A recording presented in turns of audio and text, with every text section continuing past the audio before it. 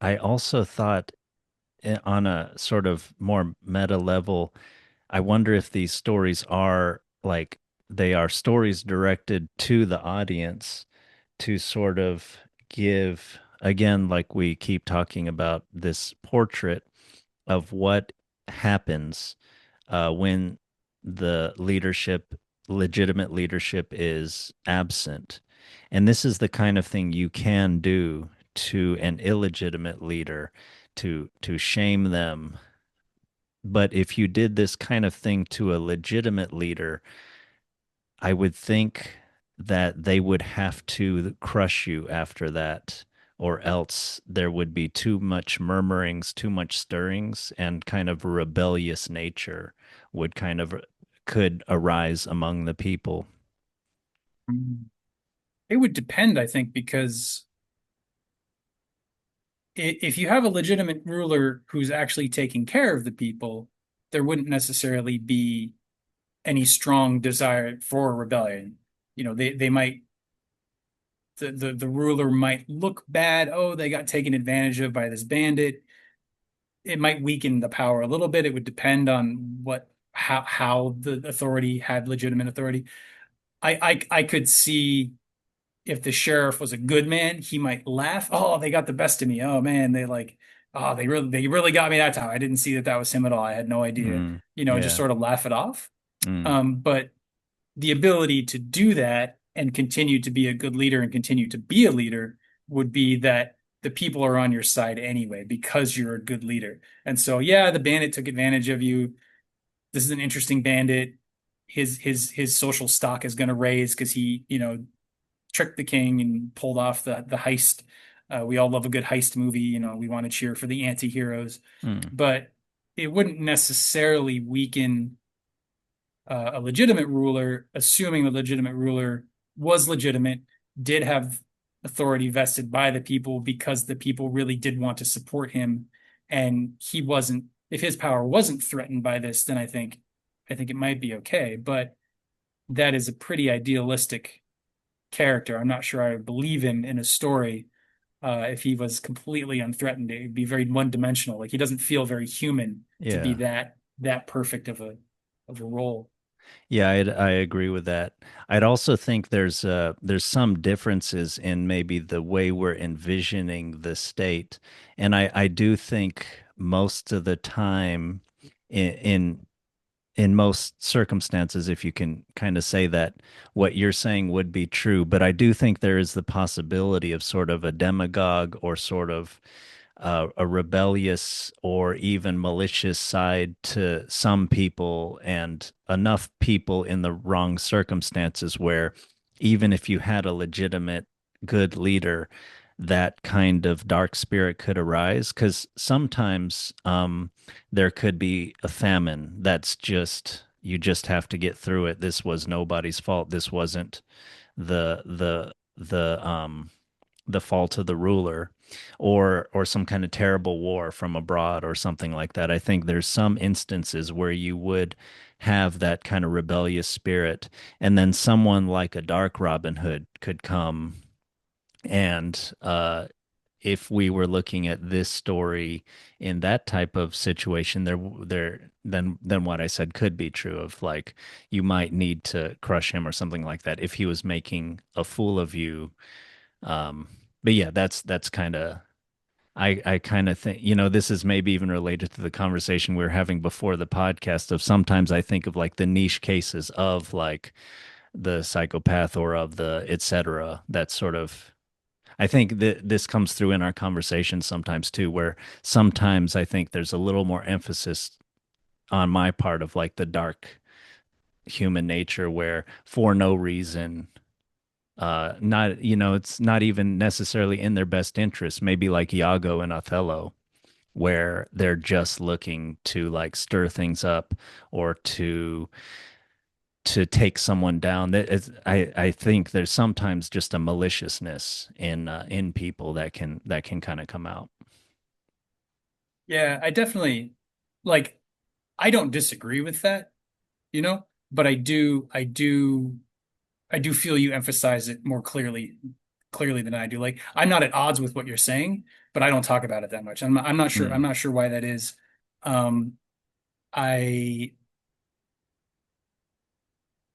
have sort of a belief, or not a belief. I want to hold a perspective mm, of like even those people have something genuine in them, and if I label them as dark, yeah. then I don't see the what might be good, and I can't speak to that good in them and try and either encourage it. Or one thing that will happen, I think, is if you speak to the good in people and they don't want to admit that to themselves, they will often either attack you or run away from you, but then Mm, you know who they are. Like mm, there's a way that they sort of side with their darker nature, and you're like, okay, you're choosing to do that. mm, Like I don't need to associate with you anymore. mm. Um, which is good in theory, but hard to do in practice because if you piss them off, they might come after you, or they might, so there is all of Yeah. that. And there's being able to see the good in people, but also see the bad is, I think, a hard thing to do. And I Yeah. tend to Yeah. I tend to fall on I just focus on the good, Yeah. possibly to my detriment. I don't know. I don't know.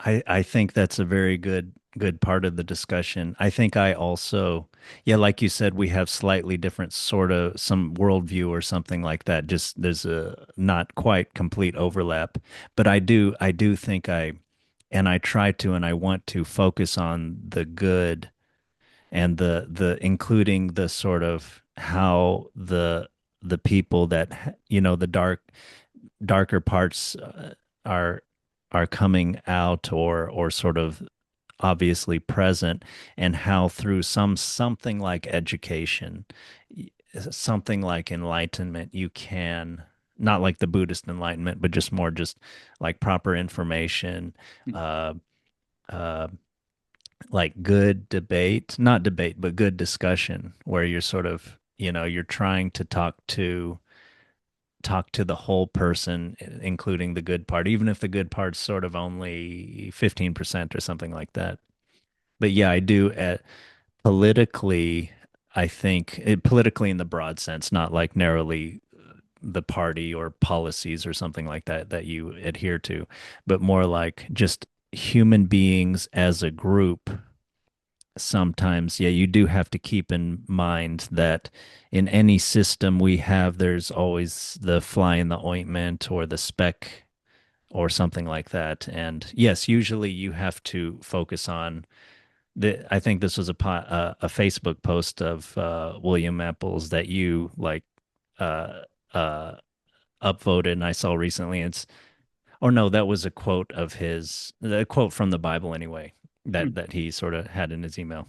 Anyway, the yeah, you most of the time you do have to focus on the plank in your own eye, not the sort of chip in their eye or whatever, however it Yeah. goes. But Yeah. but I do kind of politically, I do try to keep in mind that sometimes, yeah, people do choose the dark path, or maybe some people they just, there's like, I don't know, in the quantum possibilities, only like 5 times out of 10 trillion do that's probably an exaggeration, but only in some instances will they really choose the good. Most of the time, for some reason, the baby Hitler is always going to become the genocidal Hitler or something like that. So Hmm. No, I don't know. I think I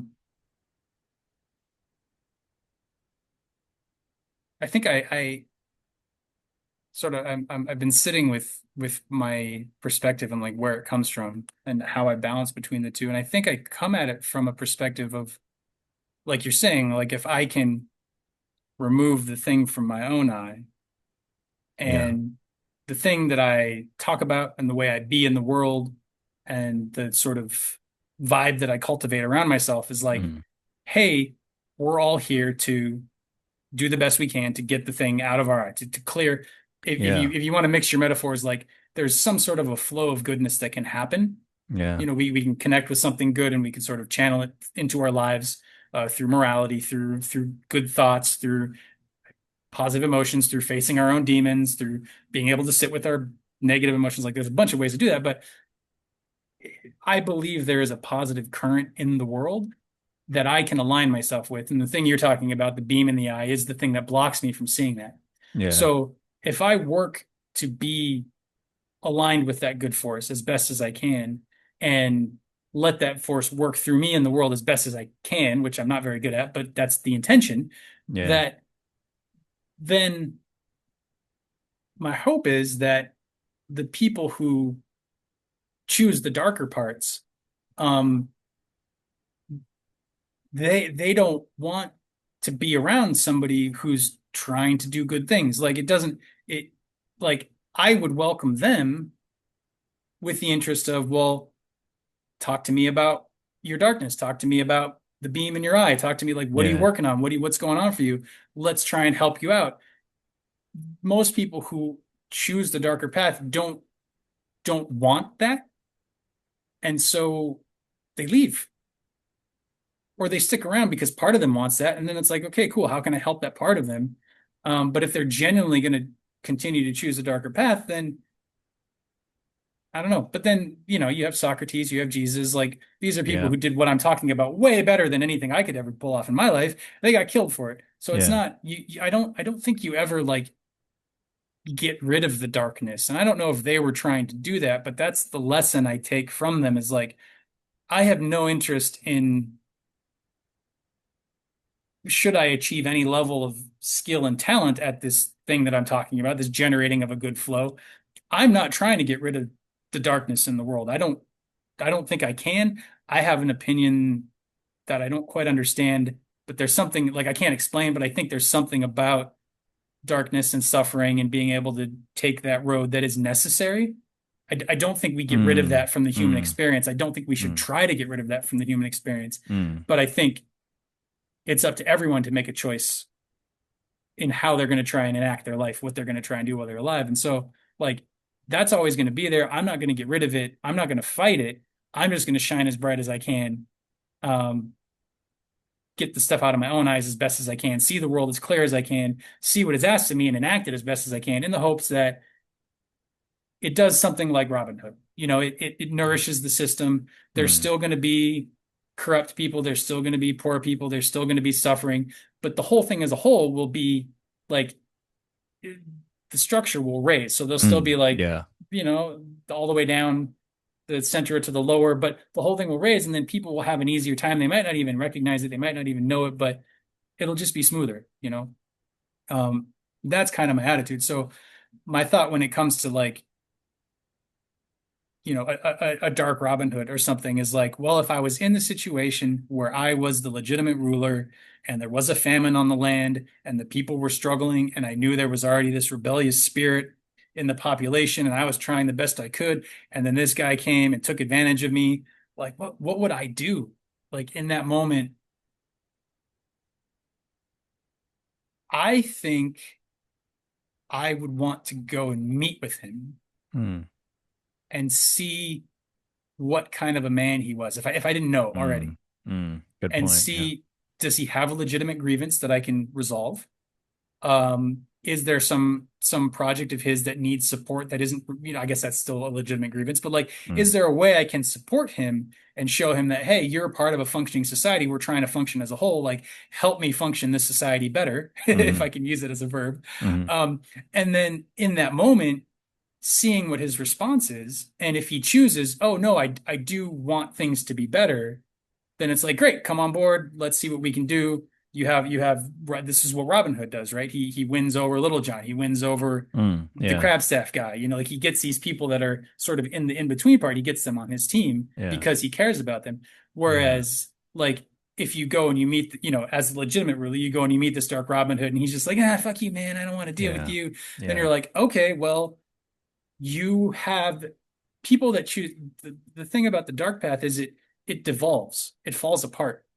So Mm. with enough time, it will fall apart if you don't do something to reinforce it.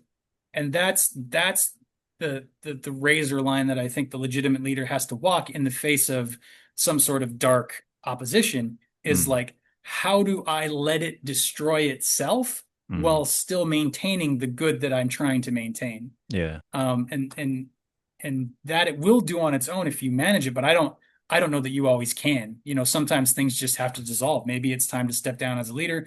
Maybe it's time for your society to collapse down and be reborn later as something else. Like who can Yeah. say for sure? But I can say all of that. And then I look at human history and I look at like the plight of most of the world as it's been colonized, as it's been subjugated, as it's been stripped of its resources. And it's a very scary thing to say the dark parts of human nature that are causing so much struggle and strife in the world, we just have to kind of wait them out. Like, I, I don't think that's the answer. And that's something I struggle with right now is like, what is the right action to take?